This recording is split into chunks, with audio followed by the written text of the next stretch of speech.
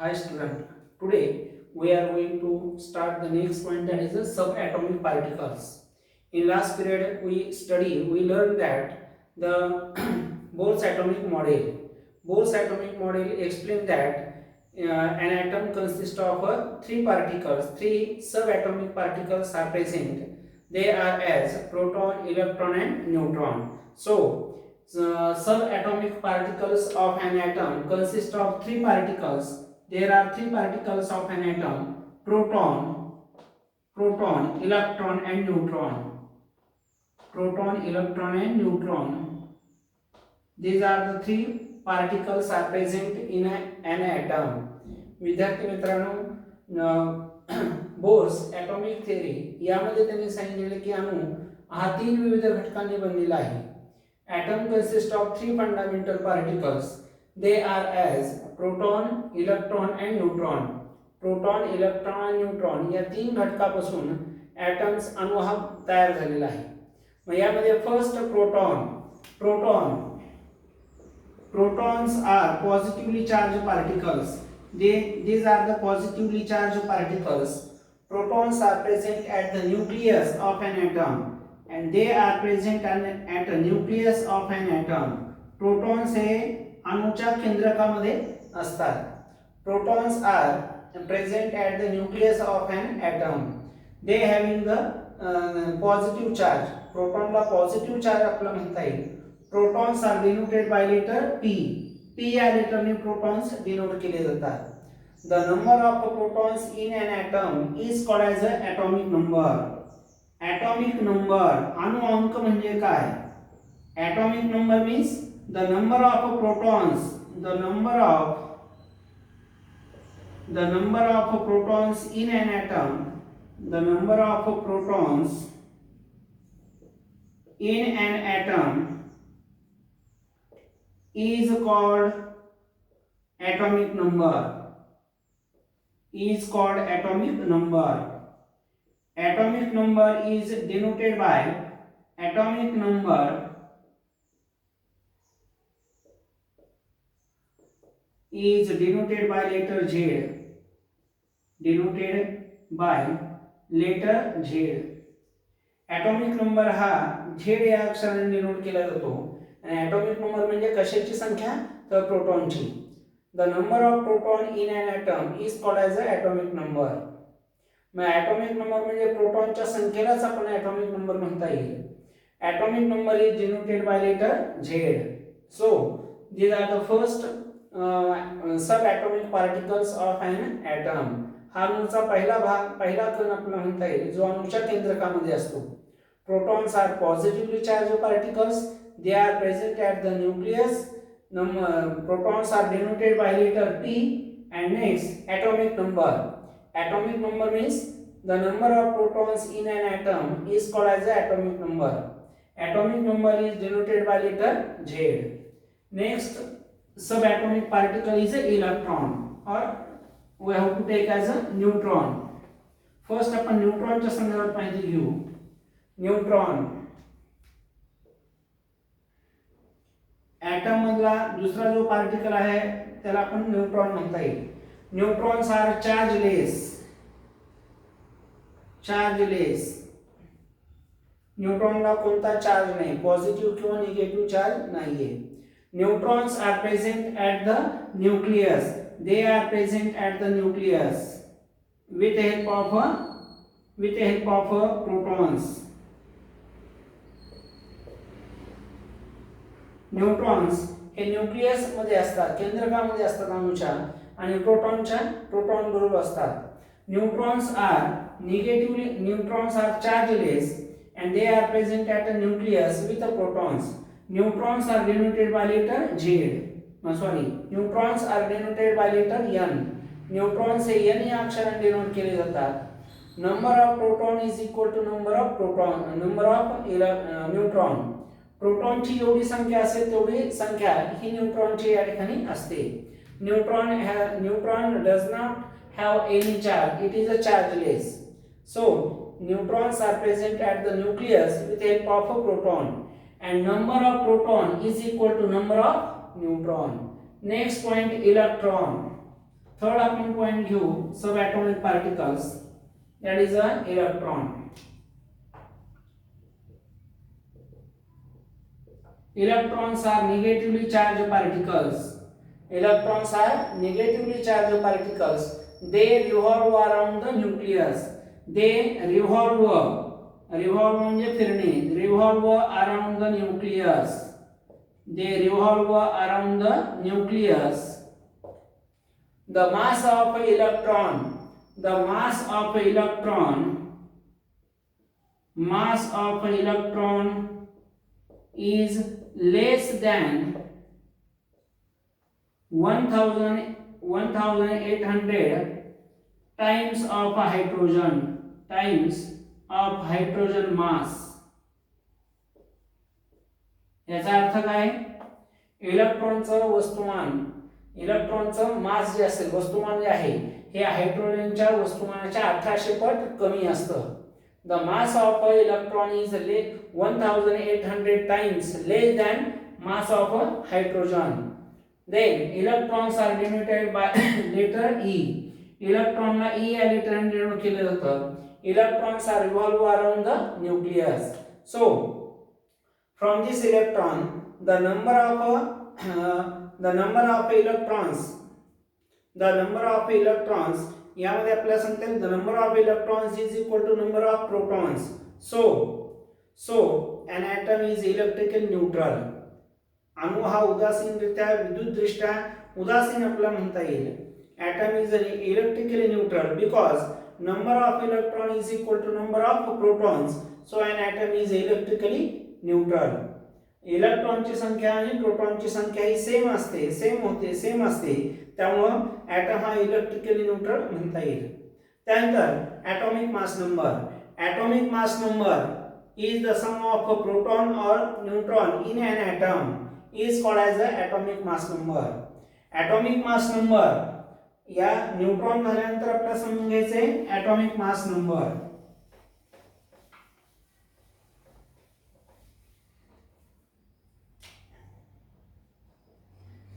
Atomic mass number.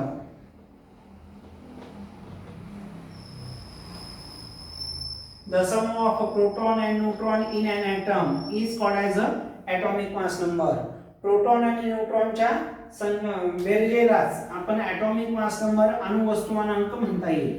The sum of proton and neutron in an atom is called as a atomic mass number. Atomic mass number is denoted by A. atomic mass number हा A लेटरने denote करतात.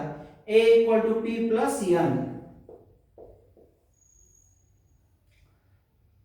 Atomic number and atomic mass number is combinedly we have to write in a symbol as atomic number आणि atomic mass number प्रामुख्याने या पद्धतीने आपण सिम्बॉलने denote करू शकतो. यामध्ये atomic mass number A या लेटरने डिनोट करतात आणि atomic number Z या लेटरने डिनोट करतात. फॉर एक्झाम्पल कार्बनचा ॲटॉमिक नंबर आहे 6, कार्बनचा ॲटॉमिक मास नंबर आहे 12. So 6 is a atomic number आणि 12 हा काय आहे atomic mass number. Another example we have to take chlorine Cl1735. मग यामध्ये ॲटॉमिक नंबर कोणता आणि ॲटॉमिक मास नंबर कोणता सांगता येईल आपल्याला. 17 इज ॲटॉमिक नंबर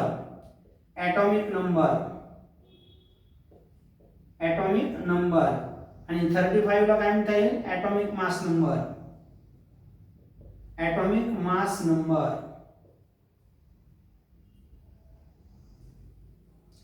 यामध्ये आपल्याला सांगता येईल atomic mass number means the sum of a proton and neutron in an atom is called as the atomic mass number.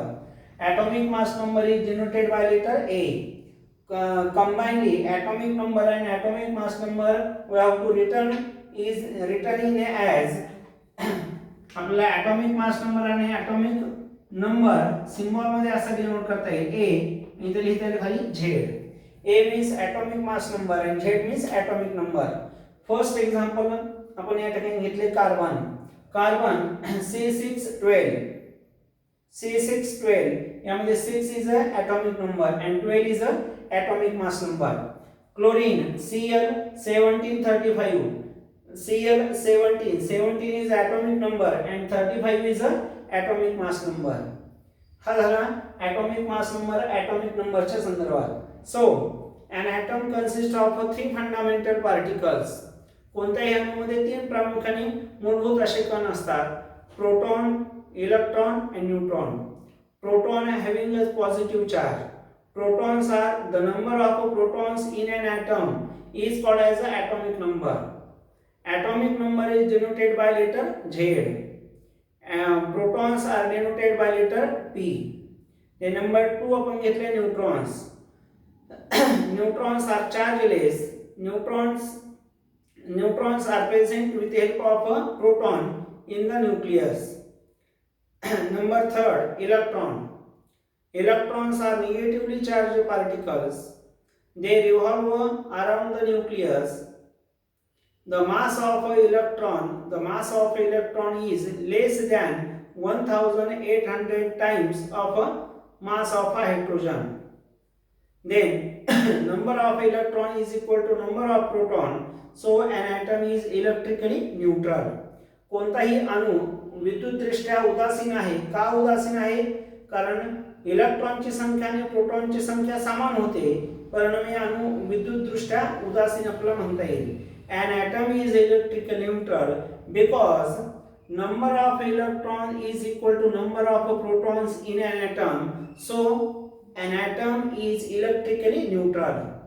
त्यानंतर नेक्स्ट पॉइंट आपण घेतला atomic mass number. Atomic mass number is the sum of proton and neutron in an atom is called as a atomic mass number. Proton आणि neutron यांची बेरीज म्हणजेच atomic mass number. Atomic mass number denoted by A equal to P plus N. Example आपण घेतले atomic number आणि atomic mass number दोन्ही एलिमेंटच्या आपण सांगू शकतो. First example carbon C612. 6 is the atomic number and 12 is the atomic mass number. Chlorine Cl1735. 17 is the atomic number and 35 is the atomic mass number. Next point. पुढचा point आपण समजून घेऊ आता या संदर्भात. Look at this. Next point आपण घेऊ electron. पुढचा पॉइंट आहे आपला या ठिकाणी distribution of electrons.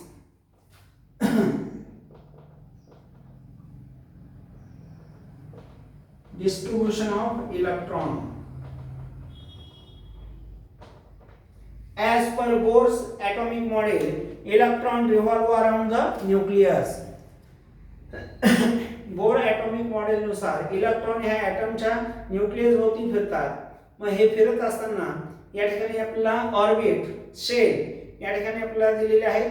Number of shells are given when an electron revolve around the nucleus. Nucleus भोवती इलेक्ट्रॉन फिरत असतात, विशिष्ट कक्षामध्ये फिरत असतात. मग या कक्षांना नील बोर ॲटॉमिक थेअरीमध्ये या ठिकाणी चार लेटर या ठिकाणी दिलेत K, L, M आणि N. These are the letters of the shell. ज्या कक्षा असतील याप्रमाणे न्यूक्लियसच्या भोवती जे इलेक्ट्रॉन्स फिरतात त्यामध्ये फिरत असताना centre part which is a nucleus.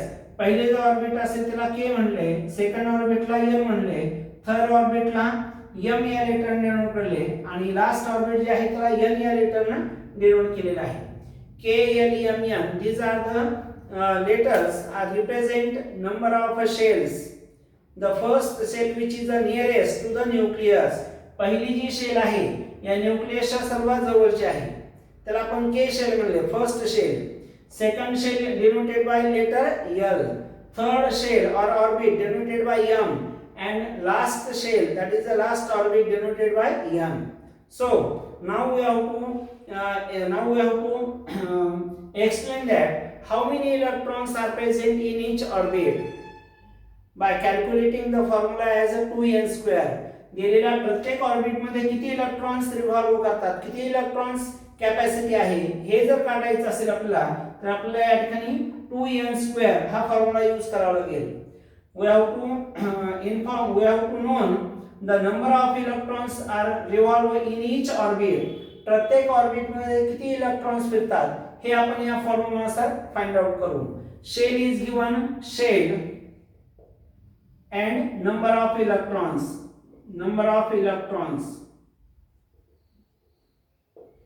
इथं आपला k l m आणि n means number of orbit. k orbit मध्ये पहिली ऑर्बिट आहे फर्स्ट ऑर्बिट आहे. फॉर्म्युला आहे 2n² 2 into 1 square. Number of electron 2. n means number of orbit, number of shell. पहिल्या कक्षेमध्ये त्यामुळे आपण n ची व्हॅल्यू 1 घेते. 2 into 1 square that is a 2. 2 electrons are revolve in a k shell in a first orbit. Maximum capacity of electrons are present in a k shell is a 2. k shell मध्ये फक्त दोनच electron revolve होऊ शकतात. l means second orbit. We have to write here 2. दुसरा orbit मध्ये formula मध्ये value ठेवा 2 into 2 square that is 2 into 4 that is 8. 8 electrons are present in a second orbit, that is the L orbit. M third orbit 3. 2 into 3 square that is a 2 into 3 square 9, that is a 18. 18 electrons are revolving in a third orbit. And last N fourth orbit 2 into 4 square 16. 16 into 2 32. 32 electrons are present in a last orbit. So here distribution of electrons in a different orbit or different shells are as we have to find by using the formula 2n². n means number of orbit or shell. So by Newton's atomic model, the 4 shells are revolve around the nucleus. The first shell, which is known as a K shell, which is the nearest to the nucleus, only 2 electrons have a capacity. 2 electrons are present in a K shell. L, M, N, these are the shells are also revolve around the nucleus. So number of electrons are present in each shell are as K shell containing 2 electrons, L shell containing 8 electrons, M shell containing 18 electrons, and N last shell containing 32 electrons. So these are the electrons are revolve in each shell. Then we have to discuss about number of electrons are present into the orbit. प्रत्येक दिलेल्या orbit मध्ये जे electron दिलेले ते electrons या ठिकाणी फिरतात हे आपण समजून घेतले. मग काही एलिमेंट आपण या ठिकाणी घेऊ. या एलिमेंटचं इलेक्ट्रॉनिक कॉन्फिगरेशन आपण फाइंड आउट करू. Electronic configuration means we have to determine number of electrons are present in each orbit. Electronic configuration नुसार आपल्याला हे ठरवता येईल की प्रत्येक कक्षेमध्ये किती किती इलेक्ट्रॉन्स या ठिकाणी फिरतात. And electronic configurations are based on atomic number. Atomic number एलिमेंटचा माहित असेल तर आपण सहजपणे इलेक्ट्रॉनिक कॉन्फिगरेशन काढू शकतो. And we have to determine by using these shells number of electrons are present in each orbit. We have to calculate the electronic configuration. So we have to take some examples.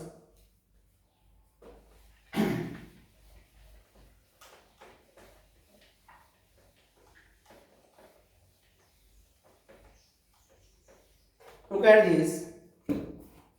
Next point we have to give an electronic configuration of elements. Electronic configuration.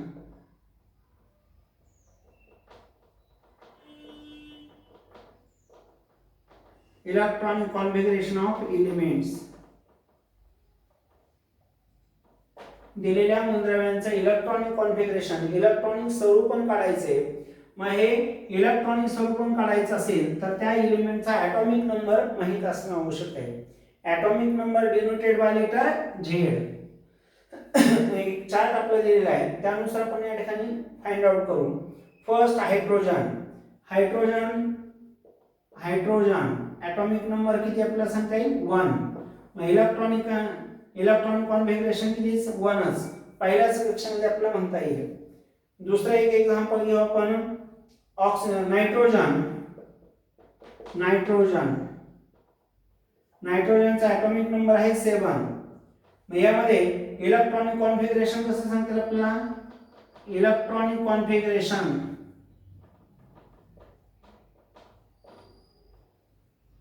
First orbit मध्ये किती electron आहेत 2, राहिलेले 5 second orbit मध्ये म्हणता येईल. Third example आपण घेऊ oxygen 8. Atomic number of oxygen is 8. मग 2 कॉमा आपल्याला काय राहील 6. Then next neon 10. Neon atomic number आहे 10. 2,8. पहिल्या ऑर्बिट मध्ये 2 आणि दुसऱ्या ऑर्बिट मध्ये जास्तीत जास्त इलेक्ट्रॉन किती असतात सांगतात आपल्याला 8. 2 + 8 10. So electronic configuration of neon is 2,8. Next sodium atomic number 11. 2,8,1. 2 + 8 10. 10 + 1 11. पहिल्या ऑर्बिट मध्ये 2 इलेक्ट्रॉन असतात, दुसऱ्या ऑर्बिट मध्ये 8 आणि तिसऱ्या ऑर्बिट मध्ये 1. त्यानंतर क्लोरीन याचा आपण या ठिकाणी घेऊ. क्लोरीनचा ॲटॉमिक नंबर आहे 17. मग कसं लिहिणार, पहिल्या ऑर्बिट मध्ये किती इलेक्ट्रॉन 2, दुसऱ्या ऑर्बिट मध्ये 8. लक्षात घ्या 8 + 2 10. आता 17 - 10 7 राहिले. थर्ड ऑर्बिट मध्ये किती सांगता येईल 7. In this way we have to write the electronic configuration of elements. मग याच पद्धतीनं तुम्ही 1 to 20 पर्यंत एलिमेंट लिहा आणि त्या एलिमेंटचे इलेक्ट्रॉनिक कॉन्फिगरेशन सॉल्व्ह करण्याचा प्रयत्न करा.